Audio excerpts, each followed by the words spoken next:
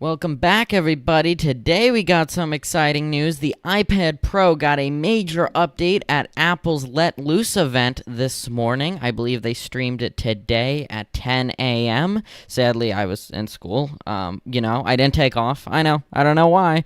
Sam, you didn't either. I know. I saw you today. I did. I was not in school. No. What? Just like you skipped school for Gimkit. Huh? I skipped school for this. And was that a clone? Not sure. But here's the article, everyone. Apple is putting a new OLED display into the iPad Pro. Pretty cool. You're getting that crisp graphics there. They're also putting their new M4 chips inside, which is epic because that's the same chips that they put into the Mac, right? And your iPad Pros are going to have just as good as a chip as your Mac. Pretty cool. Obviously, there's some adjustments there. You can't throw a computer chip directly into an iPad or a portable device, so there's obviously some differences, but still pretty good.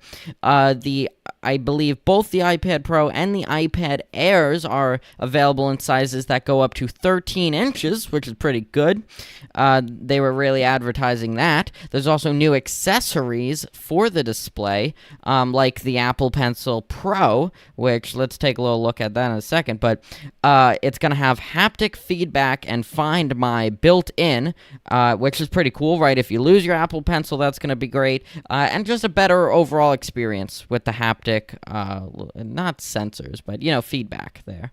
All right, they also are releasing a Magic Keyboard that's going to add a function row for a more, laptop-like experience, which I think is awesome. I feel like a iPad should just be a more portable laptop, and that's kind of like how I've always wanted it, so getting function keys in there is pretty cool, and just I like having a keyboard for an iPad in general. The software updates included some additional AI-powered features and a Final Cut camera app to support multi-camera productions on the iPads. That sounds cool. You can follow The Verge's live reactions to all the updates in a link that I can send you if you all want. I don't know. I was just kept reading, and that's what I found next. All right.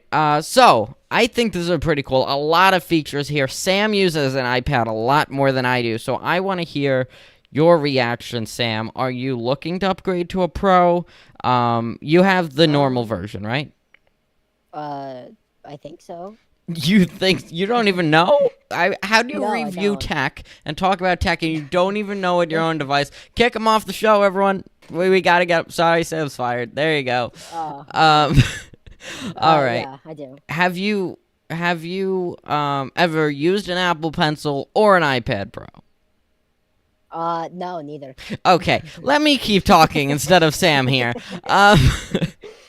All right. Well, I have gone to an Apple store before, like a normal human being, and used an iPad Pro. I used to have an Apple Pencil, then I lost it. That's why the Find My feature in the new Apple Pencil is so good, because you can't lose it like I did. Let's actually go in a little more to this new Apple Pencil. So we got a whole article on it. There's a lot of new features with it. You got a double tap feature, a barrel roll feature, a squeeze function. Oh my god, there's a lot in here. Let me blow this image up so you can all see it. But this is very interesting. Oh, I don't open image in new tab. Oh wait, hold on, let me switch over here. This is very exciting. Actually, there's so much stuff. There's pixel perfect precision, low latency, pressure sensitivity, tilt sensitivity, haptic feedback, Apple Pencil hover, so even if you're not fully on the display, it will still know that the Apple Pencil is there. Like we said earlier, Find My squeeze, which basically when you squeeze the Apple Pencil, there's a whole new there's a range of options you can select just by, squeezing the Apple Pencil. I think that's cool. Double tap for, selecting things. And the barrel roll, I don't even really know, but I guess some design thing when you twist the Apple Pencil. But again, I guess we'll get more info on this as they actually come out and you can buy them. But yeah, all this sounds incredible. We got a ton more tech news coming up, everybody. That's not just it. We got, actually a lot. So here's the intro, and let's get to it.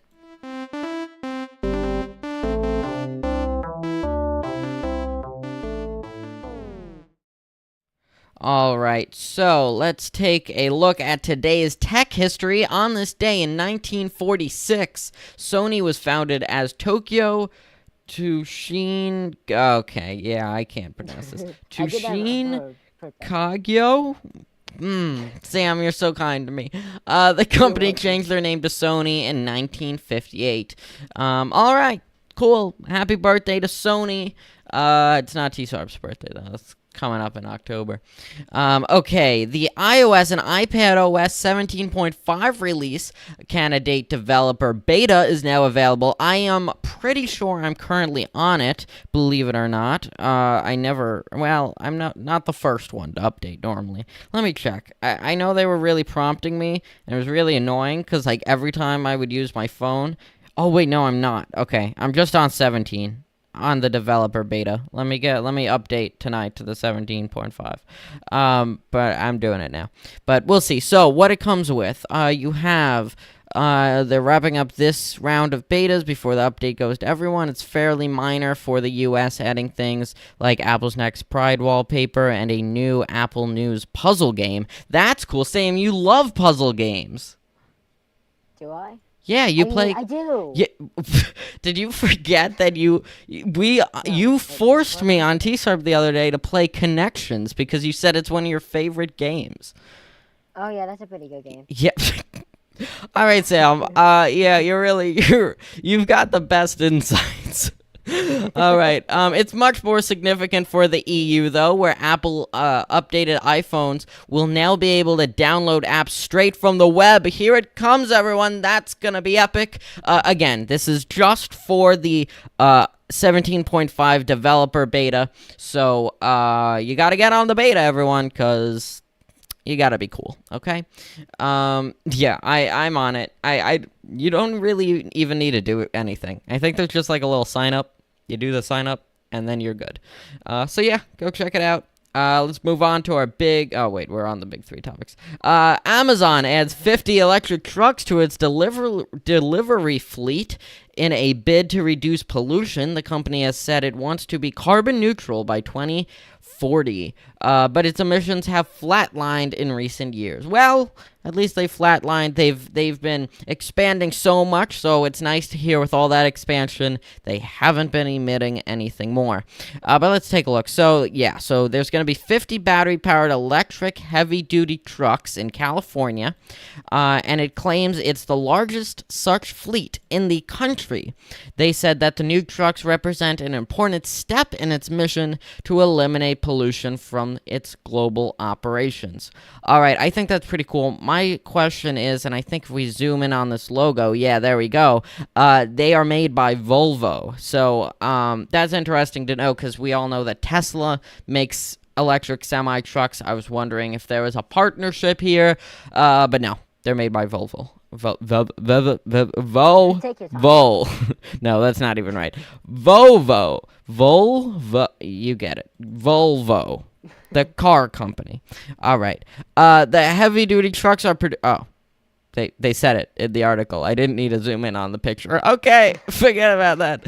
All right, it's just a division of their whole company that makes these trucks, but pretty cool. There's more info, and apparently Taylor Swift versus Ronald Reagan. Okay, we're not going into that, but that was the next article. If you want to find that, go to The Verge.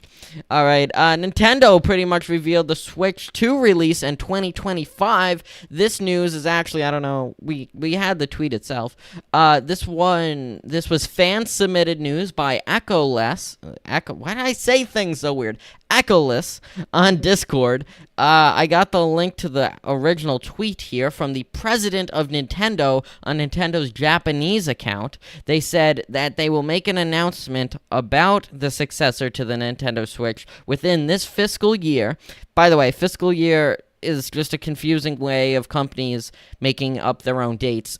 Basically, they just mean by March 2025. That's what they mean.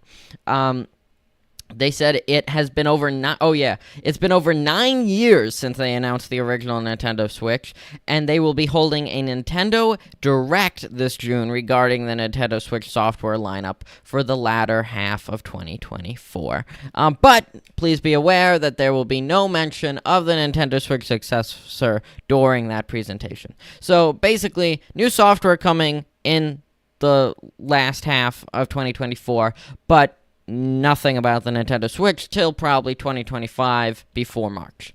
All right, well, there's the news. Thank you again to Echoless for submitting that. I think this is pretty cool. We've been talking a lot about the rumors. Now it's confirmed that there will be one coming out soon. We don't know if it's a Switch 2 or if it's an entirely new thing, but it's been 9 years, guys, so you know, we can all hope. Let's put it that way. All right. Let's see what else we got. Now let's move on to our speedrun topics. Asus will announce an AI PC the same day as Microsoft's Surface and AI event coming May 20th. Not that long to wait. Expected to reveal the consumer's Surface Pro 10 and Surface Laptop 6. I got a little image to bring up for all of you here. It's apparently, they're going to launch these new AI PCs at events in Seattle, London, and Taipei. Interesting. So apparently it's going to feature Qualcomm's chips that could maybe give Apple a run for its money, but Asus will have such a Qualcomm laptop too. All right, interesting. A lot of competition here. We have the Mac M4 chips, being like good for AI, and they've been yapping about AI for a while. And here we have with Asus, but also the Microsoft event, both on May 20th. I can already tell you that's going to be a news-packed day. I'm excited for that. That's going to be very interesting. But yeah, I mean, all these companies are making AI PCs, right? But like, barely any AI is is not run in the cloud, which is a little weird. Like, they're like, oh, we got AI chips and AI that, but we don't actually run the AI on your computer, because why would we do that? It's all in the cloud. But don't worry, you have an AI PC just in case you need it. I don't know. I mean, it's an AI PC. It's not an AI software update. Like, they're launching the AI hardware. For what? Like, I don't know. It's all running in the cloud. Like, we were recently talking about the Rabbit R1. There's no AI running on that device. I mean, maybe slightly. Most of it, though, is done by OpenAI in the cloud. So, I don't know. Wild, everyone. Netflix has a good case of mania. Every week in May, Netflix will release a new game starting today with Sonic Mania Plus. On May 14th, they will go back in time. On May 14th, go back in time with Braid, an anniversary edition, which is okay, I don't know what I'm yapping about here. Is that a new game, In Time with Braid? I'm very confused. Okay, so on May 14th, they're releasing In Time with Braid, and then on May 21st, they're releasing Paper Trail. Then on May 29th, they're releasing Virgin River. All right. Oh, and then also coming in May with a release date coming soon, Katana Zero. Okay, that's a lot of games. Now let's look into the details. So here we go. We got some images here of stuff. Let's scroll down, though, because here you go. This is Braid, and yeah, this is the May 14th game. We got a little teaser trailer here. We're just going to take a quick look. I got to turn off the audio before I get copyright striked. But there you go. I think this game looks pretty cool, like the art style. Let's see, Paper Trail. This one's interesting. Oh, there's an ad. We can't watch it. And then, okay. So then, yeah, we got 2 more games coming up after that. All these games look cool. I like that Nintendo's Netflix is releasing games now. I mean, they started that a little while ago, but it's cool that they're releasing more. You got 5 coming in May. I'm excited. Let's wait for that for sure. Wordle now has a playable puzzle archive. Why do I keep trying to say Nintendo? The New York Times is rolling out the feature for games and all access subscribers, which with access to more than 1,000 past puzzles. You can now all play your favorite Wordles from the past. Maybe it was a day you got it all on the first try and you want to go back and you want to relive that excitement. Well, wait no longer, because this new feature is coming out soon. And yeah, it's going to be exciting. You can even see a little, here you go. So you can go back and play, but you also have a little track record of which days you got them, how many times it took you on that day. You can kind of see that on screen now. So I think that's awesome. Sam, we know you play Connections. Do you play Wordle? Sometimes. Sometimes, but Connections is better. Should I play Connections quick? Right now. Yeah. Right now. Okay, let me find it. Connections. I saw a meme on TikTok the other day of like, this is like, POV, your connections, and it's like the dumbness of the game. But anyway, here we go. So we have bun, wrap. Okay, that could go to roll, hero. Okay, wrap, bun, roll, hero. Submit. I'm a genius. There you go. Deli bread options. First one. There you go. Okay. Now let's move on. We got applause, tap, yap, my favorite word, clap, snap. So I think it's tap, clap, snap. No, I'm an idiot. Okay. It's yap, tap, clap, trap. I don't know. Wait. Clap, tap. Which one am I replacing though? I don't know. No, this is bad, everyone. Okay, let's go back. Let's do applause, clap. Oh, that's the problem. Yap, tap, trap, right? No? Okay, forget about that. Clap, applause. No. Ooh, I got it. What do you mean you got it? Okay, let's shuffle this one up. Okay. It's not what you think it is. Applause. Funding? What does Bob go with? Okay, give me a hint here, Sam. You're not gonna get. Give me a hint. One of them is a round of blank. Round of applause. Okay. Okay, now what? That didn't help. You just told me to click on one. No, that's the topic. That's the topic name. Oh. Tap, applause, snap, clap, clap, snap, applause. One of them. Oh wait, how many? Clap. Oh. I died. I lost. Round of applause, drinks, funding, round of funding, golf, round of golf, keep rhythm with music, Bob, clap, snap, tap. This game's stupid, okay? Alright, no it's not. I'm just real bad at it. Let's move on. Google's AI plans now include cybersecurity. Google writes its new cybersecurity product. Google Threat Intelligence will bring together the work of its Mandiant cyber Mandiant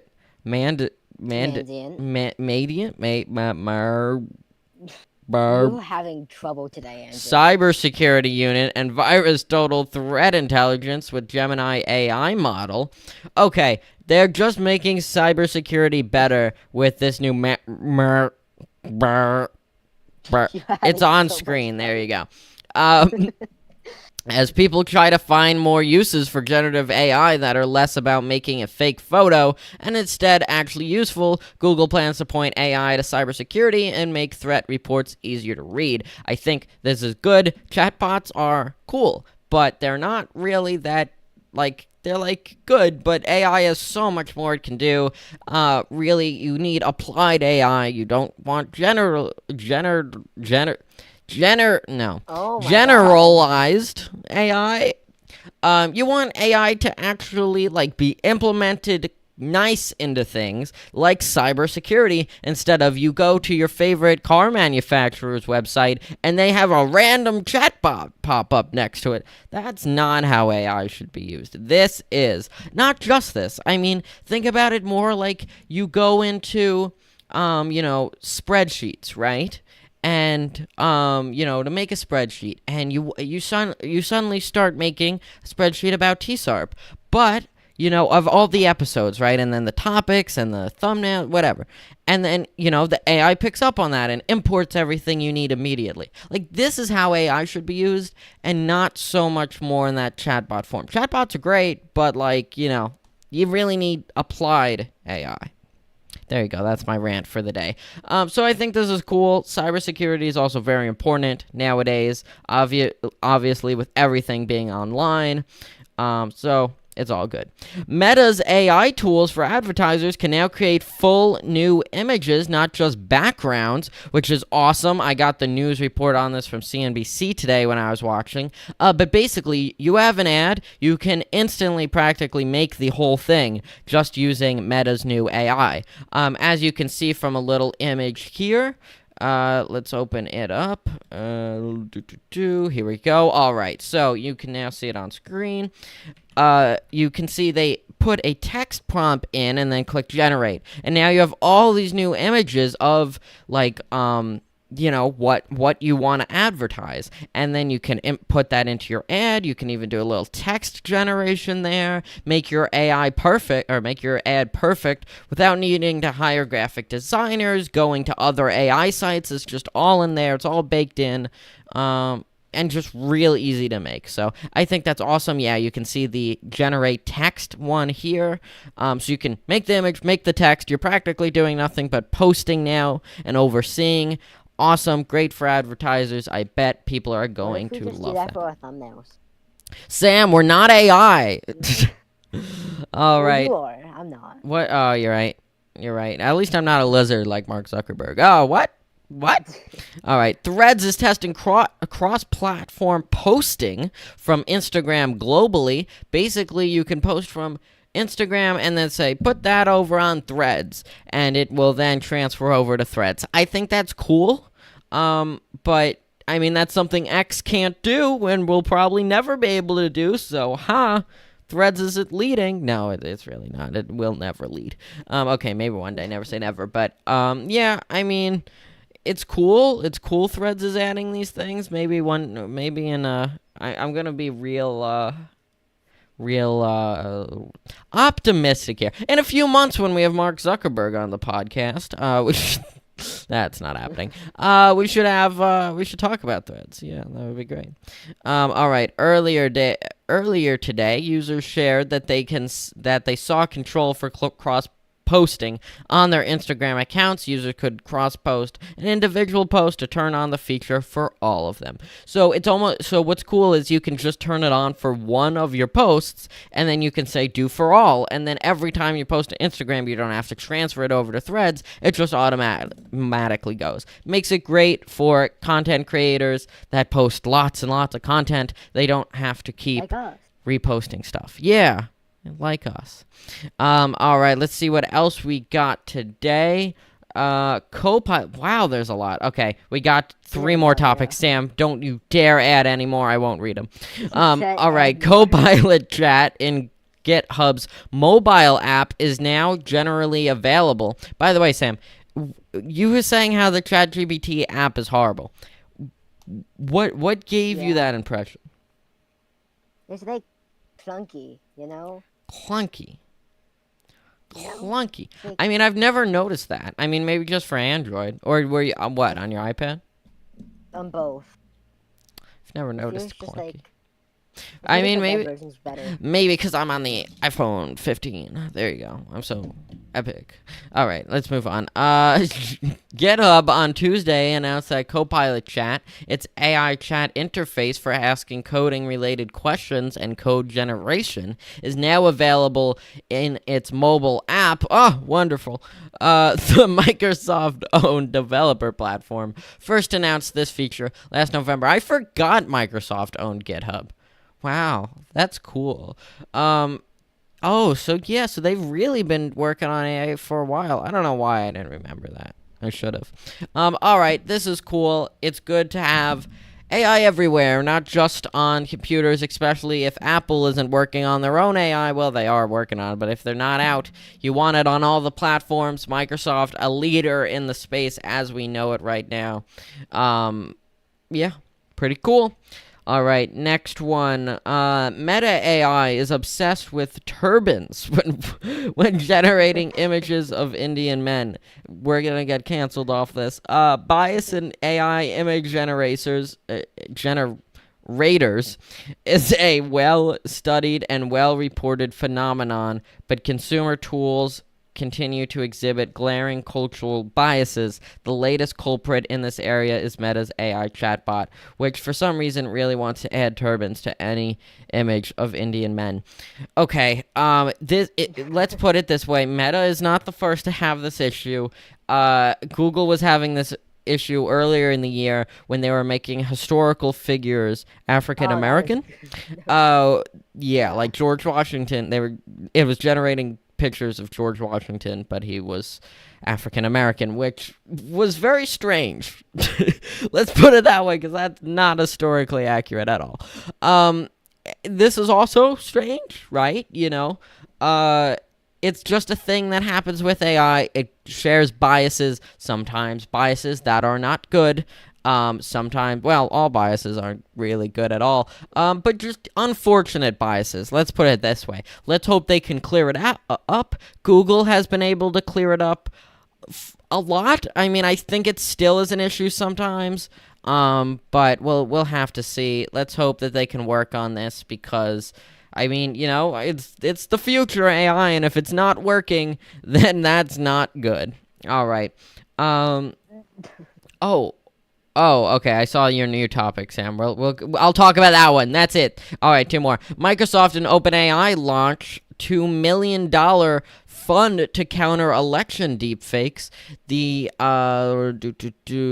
So it aims to boost awareness of AI and its impact among vulnerable communities. Microsoft and OpenAI have announced a $2 million fund to combat the growing risks of AI and deepfakes being used to deceive the voters and undermine democracy. Basically, if I'm, Mr. John Smith, right, and I'm running I'm running for president of TSARP land. I want to vote for John Smith. You do, but what if Henry Babiak comes along, and Henry Babiak also is running for president of TSARP land? Someone could go on it, right? An AI image generation like Dolly, or a video generation like Sora, and make a fake video of John Smith, okay? Making him say something real bad, or do something real bad, or be in a bad place, right? And post that online. And now people are not going to vote for John Smith, and they're going to vote for Henry Babiak. How bad is that? Okay, so that is why Microsoft and OpenAI are putting money to hopefully stop this. They don't know. They're trying their best, but, we don't know how well it's going to go. So I wonder where this money's going, right? How they're going to do this. They have $2 million. Great, but what are they actually doing with that money? We'll have to see. But let's hope it works, because this could be a very bad thing if it doesn't. All right, here's our last topic. The Hotpog Hackathon team was announced today. We have no clue who it is. How do we not know who it is? I have no idea. How do we know it was announced, but we don't know who it was? Well, Lewis said it was going to be announced today, but we have no idea. Oh, so we don't really know if it's announced yet, but it could be. All right, thank you all for watching. Tune back in tomorrow. Tomorrow's Wednesday. It's hump day tomorrow. We'll see you all then. Bye. What? It's also the concert. Oh. Bye, everyone. Bye.